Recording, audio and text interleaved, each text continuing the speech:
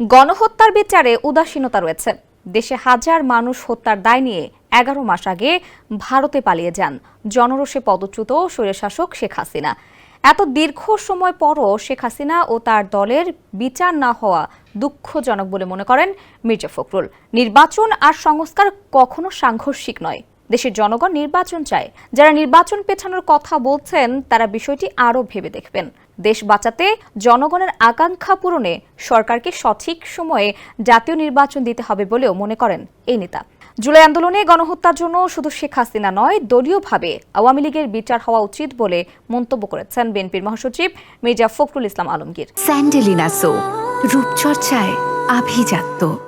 বুধবার 9 জুলাই রাজধানীর আগারগাঁও নিউরোসায়েন্স হাসপাতালে চিকিৎসাধীন বিএনপির চেয়ারপারসনের উপদেষ্টা কাউন্সিলের সদস্য ডাক্তার আব্দুল কুদ্দুসকে দেখতে গিয়ে সাংবাদিকদের কথা বলেন তিনি। ফখরুল বলেন, আওয়ামী লীগের নিপীড়ন, নির্যাতন, হত্যা, গুম, খুনের সবচেয়ে বড় ভিকটিম আমাদের দল বিএনপি।